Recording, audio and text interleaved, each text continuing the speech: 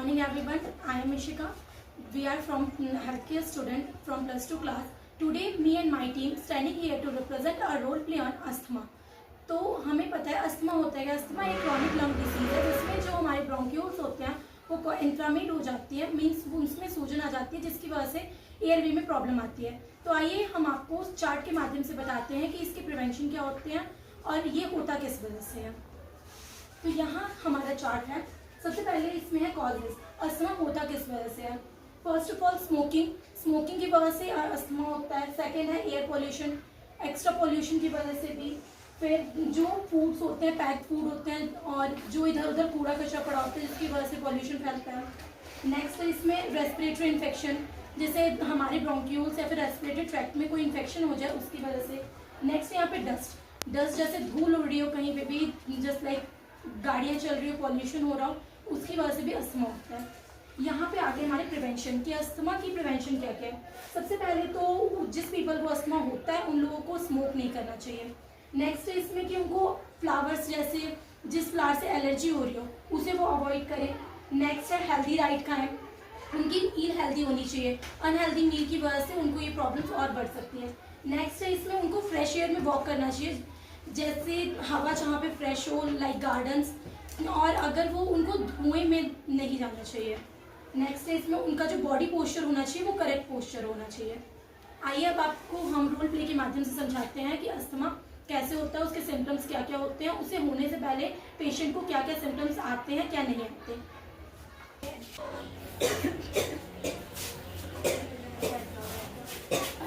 Doctor साहब ने बहुत टाइम से खांसी है। उनका नाम क्या है? कब से हो रहा है इन्हें? 1 महीने। आपने कुछ दवा दी है इनको? नहीं, ऐसी बात नहीं। इनकी उम्र कितनी है? 70। मैं पर्ची बना के देती हूँ, डॉक्टर से एक बार मिलो, वो आपको बताएंगे कि कौन सा टेस्ट करवाना है।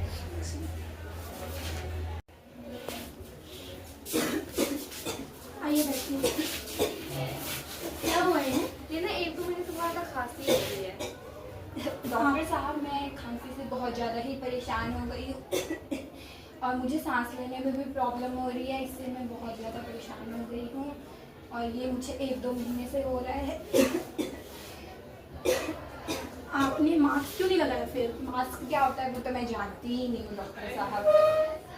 मास्क क्या होता है वो, आपको अगर इतनी खांसी आ रही है तो अगर जो आपके साथ में आए हुए हैं या फिर जो डॉक्टर आपको यहाँ तक लेके आए उनको भी तो इन्फेक्शन हो सकता है ना जी। तो आपको इसके लिए मास्क यूज़ करना चाहिए।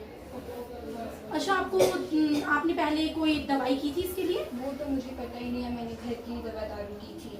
हॉस्पिटल से कोई दवाई ली थी? किसी डॉक्टर के पास गए थे पहले? नहीं कोई टेस्ट करवाया था? नहीं डॉक्टर, वो तो मैंने घर पे ही कर लिया था। घर पे क्या किया था आपने? घर पे मैंने कार्ड वगैरह पी लिए थे, उससे मुझे कोई आराम नहीं हुआ। अच्छा, आपको डस्ट से प्रॉब्लम होती है? होती है, और अगर जहाँ पे बहुत ज़्यादा धुआं हो वहाँ से? वहाँ पे भी होती है। कफ टाइप में सीने में जकड़न महसूस होती है आपको? ओके, आपको सांस लेने में दिक्कत आती है कि नहीं? वो बहुत ज़्यादा ही आती है। मैं 1-2 महीने से बहुत ज़्यादा परेशान हूँ, ऐसा लगता है कि मैं मर ही जाऊँगा। ये लक्षण तो हमें अस्थमा के लग रहे हैं, पर पहले एक बार लेबोरेटरी टेस्ट करवा के देख लेते हैं कि आखिर टेस्ट में क्या आता है। डॉक्टर, इन्हें आप लेबोरेटरी में ले जाइए और टेस्ट करवाइए, इनको फूड टेस्ट करवाइए।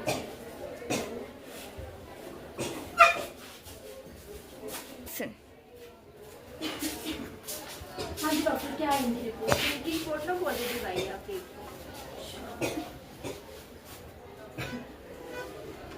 हाँ मैं सही थी, आपको अस्थमा ही है, आपकी रिपोर्ट्स पॉजिटिव आई हैं।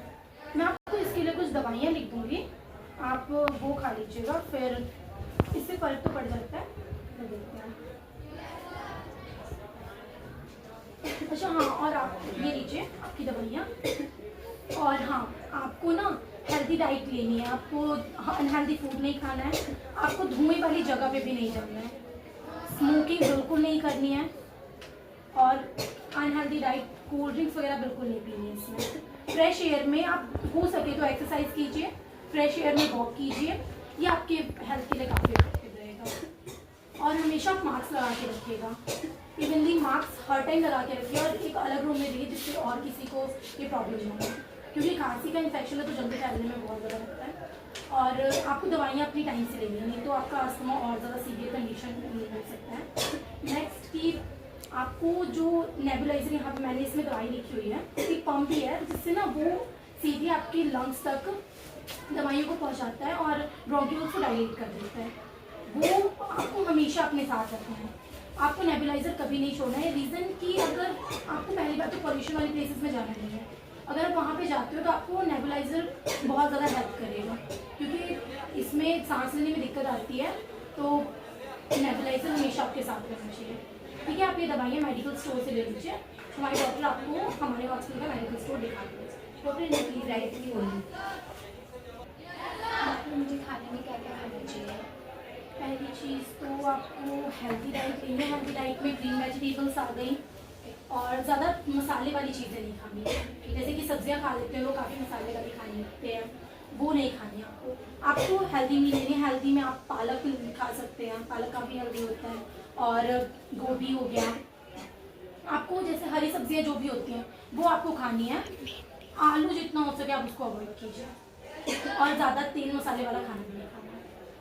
तो आप ये दवाइयाँ मेडिकल स्टोर से जाके ले लीजिए, हमारे डॉक्टर आपको मेडिकल स्टोर दिखा देंगे। डॉक्टर ने प्लीज़ मेडिकल स्टोर पर हो जाइए। चलो ये आपके रिपोर्ट्स ले। अब एंड क्या है इसका? तो हमें इस रोल्ट्री से पता लगा कि जो हमारे पास ये पेशेंट आए थे उनको 1-2 महीने से सिम्टम्स थे कि इनको सीने में दर्द बहुत ज़्यादा होता था, खांसी इनको लगातार आती थी, इनको सांस लेने में प्रॉब्लम होती थी। तो इन सारे सिम्टम्स से हमें पता लगता है ये अस्थमा का प्रॉब्लम है। अस्थमा ये क्रॉनिक लंग डिसीज है जिसमें हमारे जो ब्रोंक्यूल्स होते हैं वो इन्फ्लेमेट हो जाती है और नैरोड हो जाती है, जिसकी वजह से हमें ब्रीथिंग में प्रॉब्लम होती है, और वो हमारी ब्रीथिंग में प्रॉब्लम होती है और वो काफ़ी ज़्यादा म्यूकस भी सिक्रेट करती है, जिसकी वजह से सांस लेने में काफ़ी तकलीफ होती है, हमारे सीने में जकड़न भी महसूस होती है। तो इस रोल्ट्री के माध्यम से हम आपको ये बताना चाहते हैं कि अगर आपको ऐसे कुछ सिम्टम्स दिखते हैं तो आप उसे जल्द दिखाएं और उसे क्योर करवाएं। ये सारे सिम्टम्स अस्थमा के होते हैं। Thank you.